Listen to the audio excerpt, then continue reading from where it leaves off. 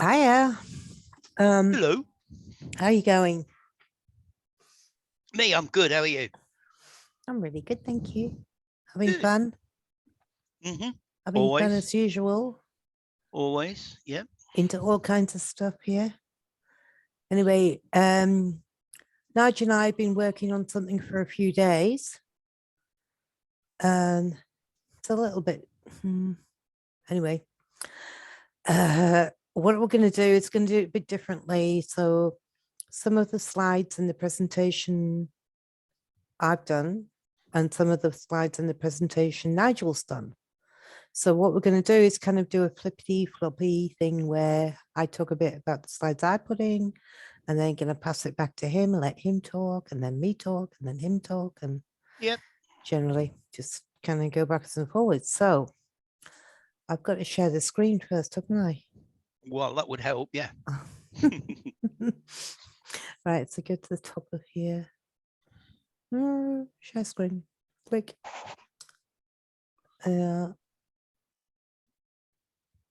Click on share screen and then share it. All right. So can you see my screen? Yep. All right. So I'm going to start this. So initially, it's kind of talking about prophecy, but there's this prophecy. I kind of knew about it a long time ago, but then I found it again recently. And it's an ancient Tibetan Buddhist prophecy, and it's called The Coming of the Kingdom of Shambhala. And what the basics of it is it speaks of a time when the people on earth will be in danger, when barbarian powers will arise and they will waste their wealth in an attempt to annihilate each other. So, having much in common with one another, they will use their wealth in order to create weapons of unfathomable devastation. Yeah. And can I just throw something in here? Mm-hmm. Guys, for all of you watching this, um, this is going to be a bit of a mind blow when we get further into the presentation, because what they're talking about here with these using wealth in order to create weapons of unfathomable devastation, is all being played out right now, and it has been for eons. Mm. So this isn't just something, oh, look, this is an interesting topic to talk about. This is serious shit, guys. Mm. We're going to throw in some huge truth drops, or show you where you can find some huge truth drops that actually show all this. So please continue, Kim. Thanks. Okay. So, in this particular Shambhala prophecy, it talks about two distinctive parties. So I think that the reason that we as humans have missed the point, perhaps at times, is that we never think of it as two sides fighting it out. When we actually look at the whole psyop that's going on, it's kind of seen as one conglomerate of people Mm. in power. I've never really seen it as two conglomerates appear of people that are kind of fighting with each other and that we've got caught up in the maelstrom, so to Yep. speak. It's more that we've always seen them as one, and that makes it confusing. Mm. So it might explain why we've been used as cannon fodder for decades, is the fact that they're actually fighting between each other. So it speaks to the two parties that will stop at nothing to annihilate each other. They care nothing for humankind, nor do they care about what they do to this world in order to win the fight against each other. Yep. Totally agree. Okay. So the other thing I'll do is I'll include the link to the prophecy at the bottom of the comments on the Yeah. notes. Okay. So the two teams, the way I see it is the pirates are on one side and the Phoenicians are on the other side. Both are. The interesting thing here is that both are considered to be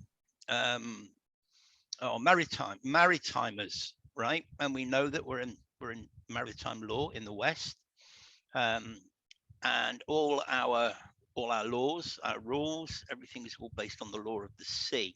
The Phoenicians were seafaring people, pirates are seafaring people, and I think the war is for the land. And can I also say that the word maritime could be like they've got a fixation on people getting married, or they have for eons, so it could be maritime. Yeah, it's all connected. It's all connected.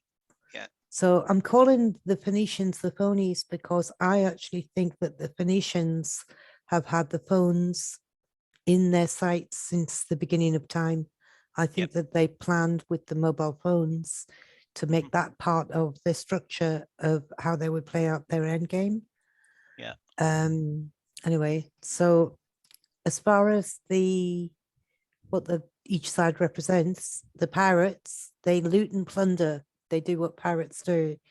They're lies, they're thieves, they steal, they rape, they pillage. Their symbol is the skull and crossbones. So that's kind of interesting, that skull and crossbones reference, because that ties in the whole skull and crossbones thing. Hollywood illusion, but the pirates version, or the swashbuckling movies, or the movies like, the movies about basically about looting and about raping the world.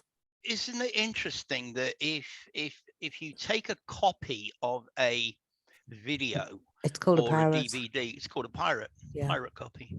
Yeah. Just thought of that.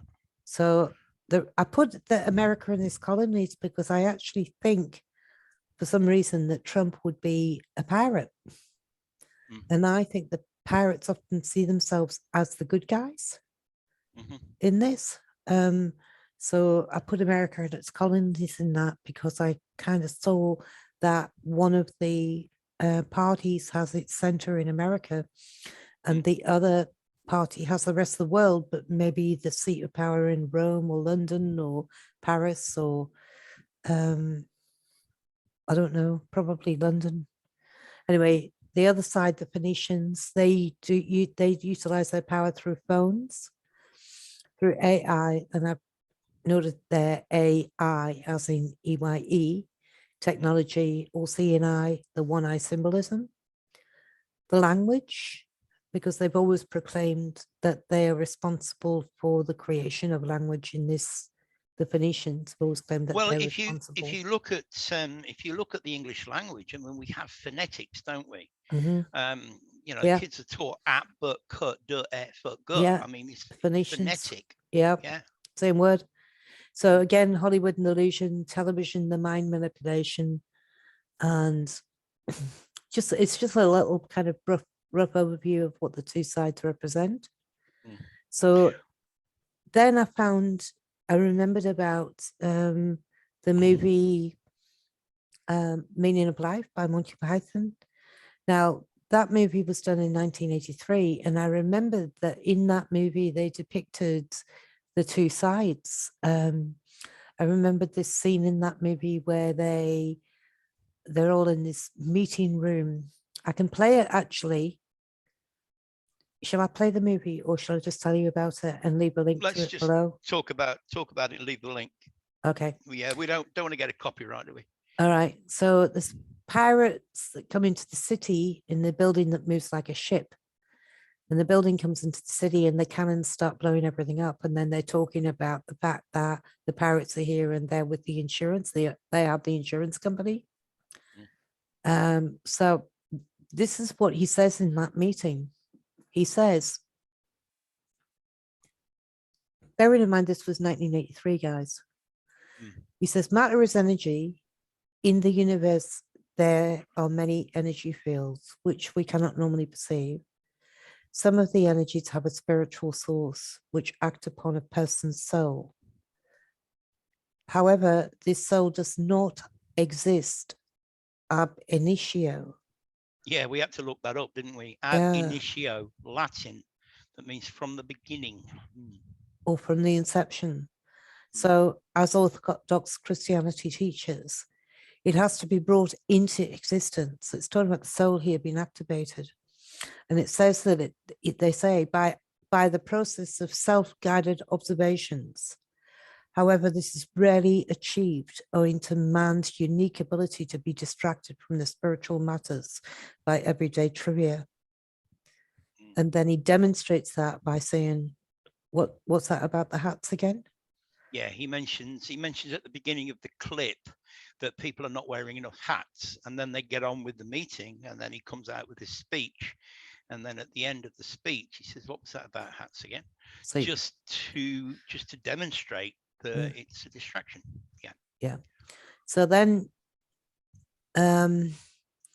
so they're inferring in that the soul needs to be awakened, and Nigel and I had a bit of a discussion about what it would take or how you would know if your soul was awakened. I know a lot of people talk about, oh yeah, I had my awakening through 9/11, or like Nigel talks about his Mandela effect.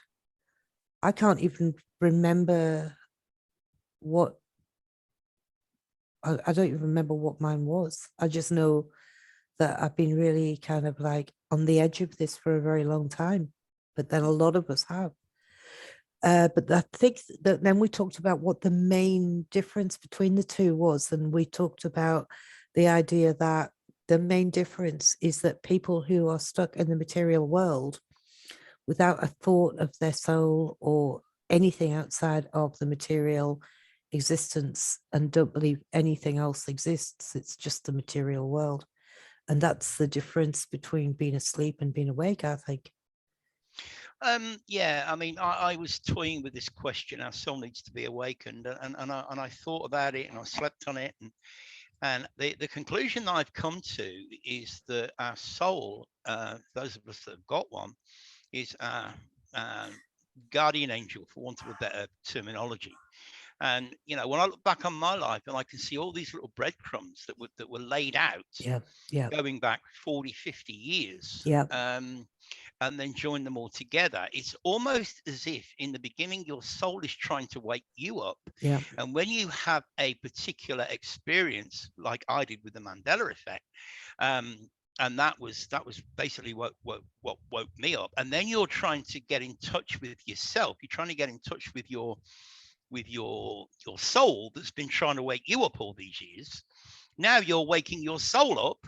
You're acknowledging that you've got one, and you've acknowledging what your soul's been doing and how your soul's been guiding you throughout your life.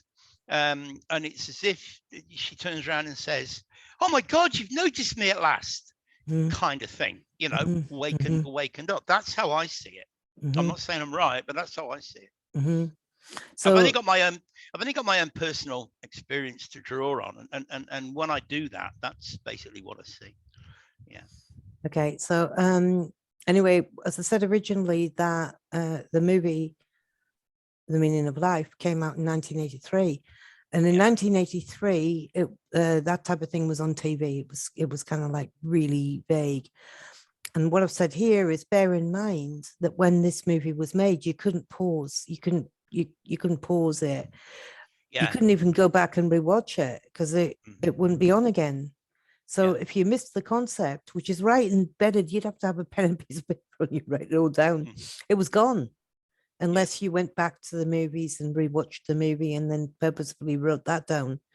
But it wasn't repeated on TV or anything like that, but it wasn't even on TV. Anyway, it's just a point that it's quite an important thing that you said in 1983, and that's a really good point. That's a really good point. We didn't have VCRs back in the 1980s, early 1980s, so you couldn't record stuff and rewatch it. So I don't know when. I think they came in about that time, VCRs, but they were predominantly you couldn't record on them. Originally, when we had them, I think you could only get videos and watch them. And then they brought out ones that you could record on them. Yeah, maybe. Anyway, Skull and Crossbones also has the connection to the Illuminati. And like I said, I think that they see themselves as the good guys because they're the pirates, so they can be like swashbuckling defenders of the realm. But it's a bit sad when you think about 322 and you think about all of the, I don't know, the inclination towards that. It's hard to believe. Mm. So you put Well, I think it's Genesis 3:22 that says, "Look, man has become like us." In other words, man has become like gods. right, That's Genesis 3:22. But I think there's another connection, and I think it's the Sun, Moon, Mercury connection, which is the 3, the Venus and Mars connection, which is 2, and the Jupiter Saturn connection, which is 2. right. That's just how I see it. Mm, interesting. So then we were talking about it, and we were talking about the 322 and the 2 equinoxes. Mm. And then we were talking about whether or not even the possibility that these 2 sides actually control summer or winter, like they take control. Maybe the pirates take control because the 322 take control of the spring equinox, beginning of the year, the astrology, Aries, the rise Mars, all connected. And then the Phoenicians take the other 923. I always think it's interesting the way they call that the pole. And also in relation to them calling that the pole, because we don't call it the pole in England. We No, call it's it autumn. In Australia, we call it autumn as well. But one of the interesting things is the Libra, almost all of the financial crashes in previous cycles have occurred during the Libra time of year, which is actually the fall. Which we're coming into very soon. Yes. Yeah. So watch out for that. Well, the all connected to on the previous slide is this is what I threw in here. Horus is connected to Easter, Osiris winter, Ra summer, Isis which is purity, and Set the autumn or the fall. Ra is the sun. Set is Ra's enemy or opposition. Sunset could be Ra set. What does that sound like?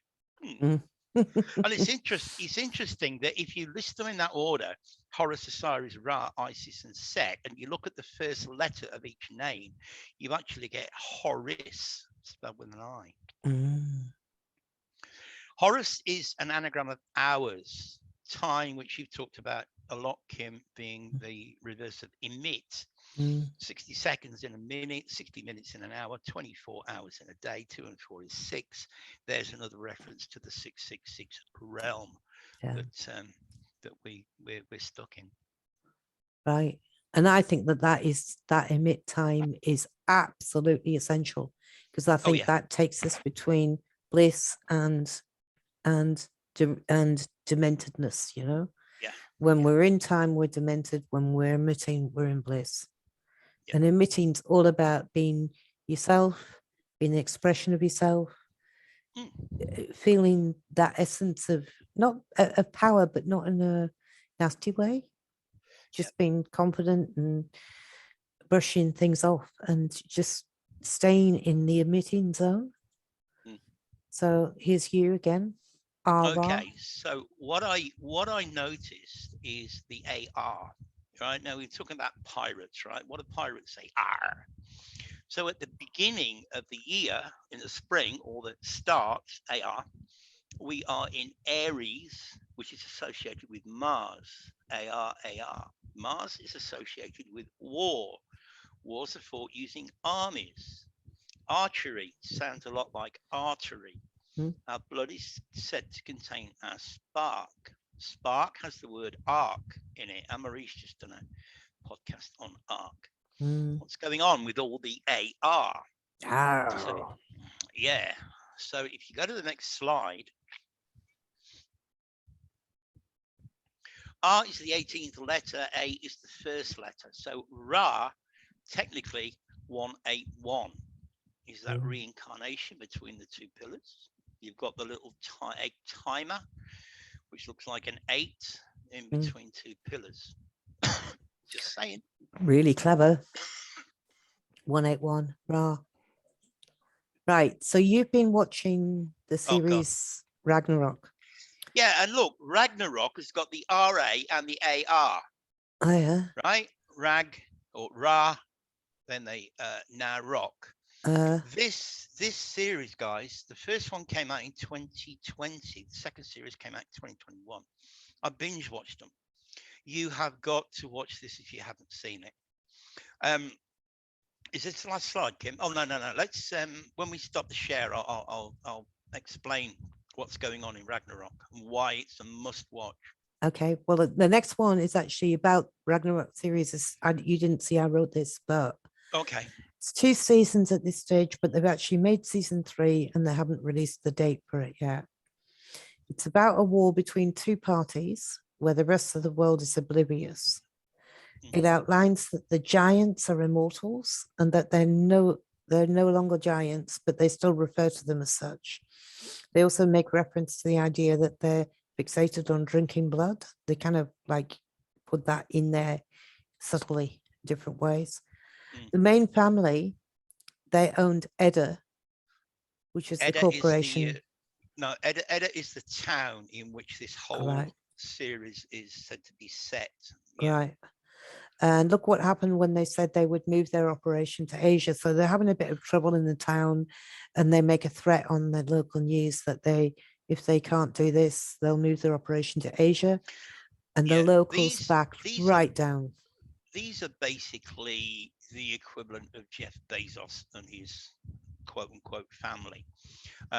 They are giants insofar as they are not only immortal, but they're corporate giants, and they employ thousands and thousands of people in this little Norwegian town of Edda.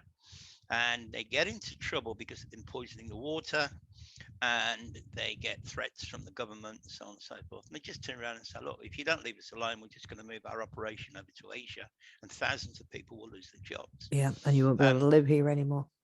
That's right. Yeah. So a bit of a spoiler alert for that, because before Daddy died, he told the bastard that he dies and comes back as his son. Son. So yeah, the main character dies in a very, very strange way. But it turns out that he has a son from another woman who he calls the bastard. And he told him that, look, when I die, I can just come back as your son. Huge truth drops in this, guys. Huge truth drops. So then Ragnarok, in a different series about the Vikings, they have a prophecy of Ragnarok, and I will copy this video down below because it's in the video as well, and it's quite dynamic the way that they show it. So, but I'll read it out to you. So the twilight of the gods will happen like this. There will be 3 years of terrible winters and summers of black sunlight. People will lose all hope and surrender to greed, incest, and civil war. Since the dawn of time, the wolves Skull and Hati have chased the sun and the moon, and during Ragnarok, they finally catch their prey. It causes the skies to darken, the stars to disappear, and the earth to violently tremble. Joggermur, the sea serpent of Midgard, the world serpent, will come lunging from the oceans, dragging the tides in and flooding the world. And then in brackets, Midgard is the world of humans. Yeah. The wolf Fenrir will break the invisible change, and the skies will open, and Soot, the fire giant, will come flaming across the bridge to destroy the gods. So if the gods are referred to as the 2 sides, it would infer that we're getting help, that we're going to get help to destroy them. Odin will ride out the gates of Valhalla to do battle for the very last time against the wolf. Hyrmir, the giant, will kill the serpent but die from its venom. Surt will spit fire across the earth, and at last Fenrir will swallow the serpent. That was what is Ragnarok, but it's all allegorical. Yeah, but I agree. When we get to the end of the presentation, and when we stop sharing, I'll tell you my thoughts. Okay. Do you want me to carry on? Yeah. So that one. Oh yeah, I added this one. This is Jason's latest, called Exiting the Matrix, and the lady that he's interviewing, Ola, or Ole, has got absolutely mind-blowing ideas on exiting the matrix. She doesn't have a YouTube channel. which is interesting. She's got a website, but she doesn't have a YouTube channel. So this is a video that I just wanted to throw in at the end of the presentation and suggest that you all go and watch. It's about an hour and 20 minutes, but I promise you, you will not be wasting your time. Okay, and then this one here, which is, I wanted to show you, I'll just minimize that, this video that I picked up the other day.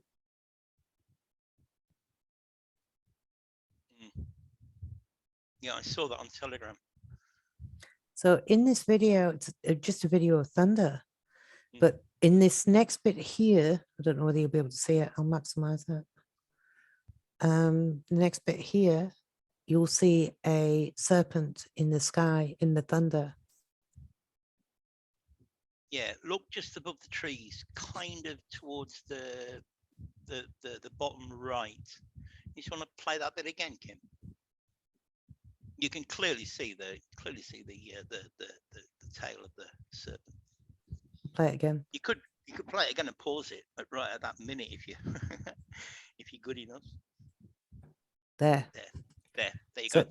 it shows the serpent moving. This thing's moving across the screen, and it shows the serpent moving across the screen. I just thought it would be an appropriate thing to throw in, considering the conversation we just had.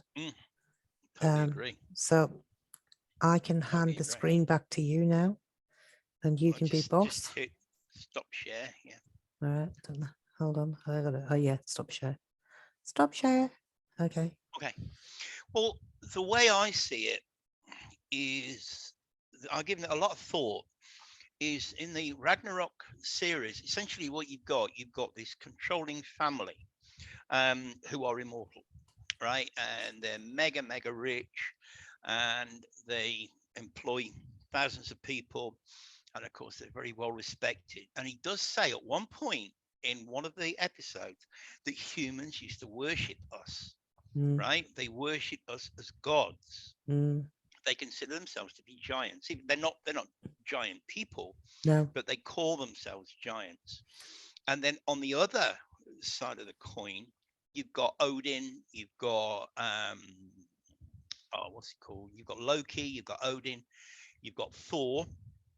Thor actually goes and makes a his hammer. It's actually this regular guy that becomes Thor. He gets all Thor's powers to go against these quote unquote giants. Now we know from our own just from our own lives that gods were worshipped. You've seen that. What was that film where you've got the gods upon the mountain, and they're scared that humans are going to stop worshipping them. Stargate was Stargate. No, the whole Stargate series was about that. Yeah. So I think what you've essentially got, you've got these giants and these quote unquote gods that are at war with each other. Yeah.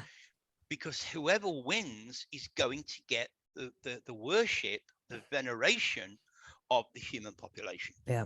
So I don't think that either side is of our benefit, but it could be by default, because if the gods beat the giants and wipe out the giants, then they're going to get the reverence from the humans. But the problem is, the gods only wield power, physical power, mental power, whereas the giants, they manifest the wealth. So they have the power from the money, because everybody's scared of losing their job. So that gives them power, and the humans are worshipping them because of all the great work they do, employing everybody and so on and so forth. So we're coming to 5 minutes. You've got 5 minutes left. They want the gods out of the way, right? Because they're just interfering. And the gods want those giants out of the way so that the humans will worship them instead of worshiping the giants. So you have these two factions, and you can bring this into today's reality if you like, with what's going on out there and what's been going on for the last sort of nearly 3 years.